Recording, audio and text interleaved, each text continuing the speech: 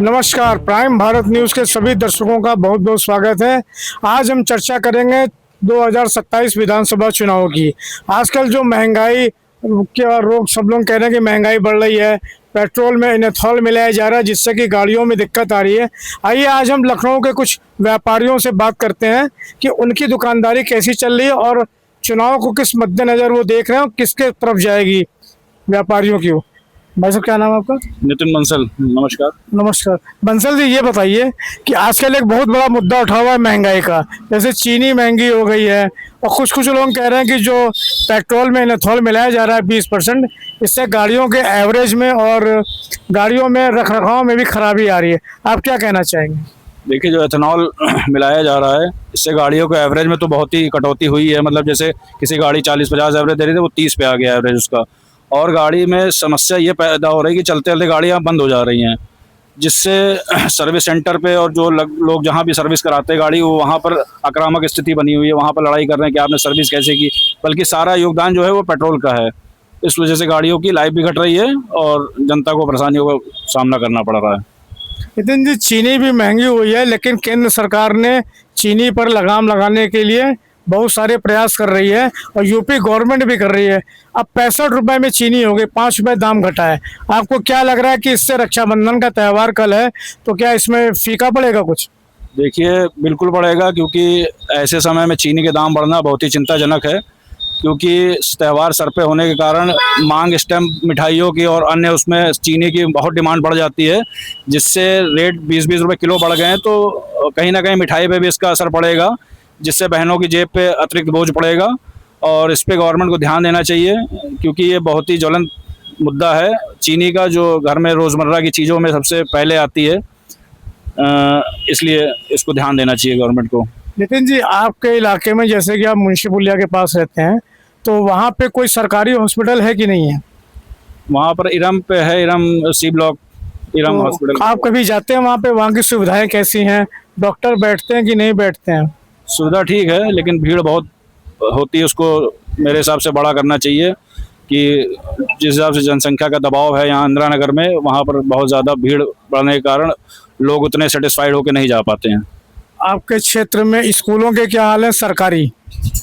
सरकारी स्कूलों का तो योगी जी ने मना ही कर दिया अभी, जैसे कि कोई भी कैमरामैन उस पर बात नहीं करेगा, उसको दिखाएगा नहीं, तो उस मुद्दे पे बात करना ठीक भी नहीं होगा। बाकी आप सरकार के जो कामकाज हैं या आपके क्षेत्रीय प्रतिनिधि जो हैं, विधायक जी या सभासद जी, इनके कार्यों से संतुष्ट हैं आप लोग? हाँ, ठीक है, ऑन एन एवरेज जनता का। बाकी चुनाव पे जब आने वाले हैं उस पर सभासद या क्षेत्रीय प्रतिनिधि आपके क्षेत्र में आते हैं कि नहीं आते हैं? आते तो नहीं है, लेकिन अपनी समस्या लेके अगर जाते हैं तो उसका निराकरण होता है, उस पर कोई मतलब राय नहीं है। क्षेत्रीय सभासद और क्षेत्रीय विधायक जी समस्याओं का निराकरण करते हैं। आपको क्या लगता है कि 2027 के जो चुनाव आने वाले हैं फरवरी मार्च में, इसमें व्यापारियों का रुख किस तरफ ज़्यादा जा रहा है? इस बार चैलेंजिंग है ये भाजपा के लिए। जनता का मन और रुझान कुछ और ही है, जैसे कि इनके आंकड़े निकल के आ रहे हैं, उससे बीजेपी में भी थोड़ा चिंताजनक स्थिति बनी हुई है। और बाकी तो इस बार लड़ाई कांटे की होगी। अब बाकी सरकार किसकी बनती है तो समय मुकर्रर करेगा। ये तो इसका मेन मुद्दा क्या है? महंगाई है और ये पेपर लीक वाले मुद्दे जो चल रहे हैं। देखिए, जनता के मन की बात नहीं हो रही है, खाली बस थोपा जा रहा है। सवेरे आदमी उठता है तो ये महंगा वो महंगा, सब चीज़ महंगी। और जैसे मिडिल क्लास के लिए 6 अगर आपके सदस्य हैं तब आपका आयुष्मान कार्ड बन पाएगा, तो ये कहाँ तक न्यायोचित है?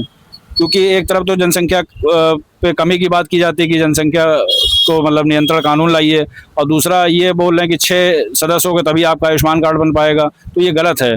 ये हर एक सदस्य, हर एक नागरिक को मिलना चाहिए, जो भी इस तबके के हैं लोग। और जैसे कि 70 वर्ष की आयु के ऊपर वाला बनाया जा रहा है आयुष्मान कार्ड, तो ऐसे लोगों की संख्या कम है।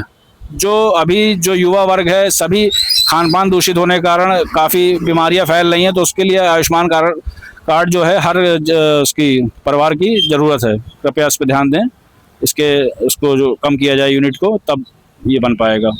ये से हमारे साथ नितिन बंसल जी, जो कि व्यापारी भी हैं और जैन जी भी हैं। इनका ये कहना है कि अब जो आपके क्षेत्रीय विधायक हैं और क्षेत्रीय सभासद हैं, वो तो खैर इन लोगों की बातें सुनते हैं और समस्याओं का निराकरण भी होता है, मगर 2027 चुनाव में बीजेपी के लिए ये जीत की डगर आसान नहीं है। आइए अब आगे आपको और व्यापारियों से बात कराते हैं। हमने आपको नितिन बंसल जी व्यापारी से बात कराई, उसी तरह हमारे साथ एक व्यापारी और हैं, उनसे बात करते हैं कि भैया क्या चल रहा है और 2027 चुनाव में क्या होने वाला है। तो क्या नाम है आपका? विपिन, मेरा नाम। विपिन जी, ये बताइए कि वर्तमान में 2027 में चुनाव आने वाले हैं विधानसभा के। इस वक्त महंगाई की भी मार पब्लिक झेल रही है और खासकर पेट्रोल का आजकल बहुत चल रहा है कि पेट्रोल में जो एनाथॉल मिलाया जा रहा है उससे बहुत दिक्कतें गाड़ी में आ रही है, एवरेज कम हो रहा है, गाड़ी की बार बार सर्विसिंग करानी पड़ रही है। आपको क्या लगता है इसमें? हमें तो पेट्रोल और महंगाई से ज़्यादा समस्या अपने व्यापार को लेकर है। हमारे व्यापार की स्थिति इस टाइम इतनी ख़राब चल रही है कि जिसका कोई जवाब नहीं है। जो बिज़नेस हमारा 100% से केवल मात्र 10% पे आ गया है। ये ऑनलाइन ने सारे बिजनेस की कमर तोड़ के रख दी है। ऑनलाइन प्लेटफॉर्म जितना है इस पे सरकार को कुछ ध्यान देना चाहिए, क्योंकि दुकानदार वर्ग जो है उसके लिए रोजी रोटी अपनी चलाना और अपना परिवार को पालना बड़ा मुश्किल काम हो गया है।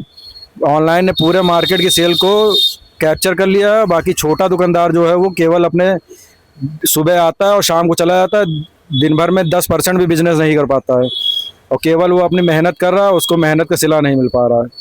नहीं, ये चीज़ तो है, क्योंकि अधिकतर दुकानदारों से भी हम लोग ने बात की है कि ऑनलाइन से छोटे व्यापारियों का बिजनेस एकदम ठप हो गया है। हम लोग भी सरकार से मांग करेंगे कि ऑनलाइन की तरफ ज़रा ध्यान दें और उसको कम करें। और बाकी आपके क्षेत्र में कोई समस्या?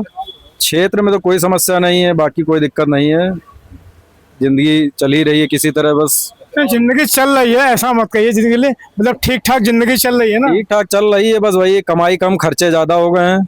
अब जैसे वही है कि पेट्रोल का भी मुद्दा आप ले लीजिए, उसमें एथेनॉल की जो मिलावट हो रही है, गाड़ी का एवरेज गिरा है, जिससे जो पेट्रोल मैं महीने में 1000 का भराता था वो मुझे 1500 का भराना पड़ रहा है। एवरेज जो मेरे गाड़ी का था वो 40 से गिर के 30 पे आ गया है, तो जेब पे बोझ पड़ ही रहा है कुल मिला के।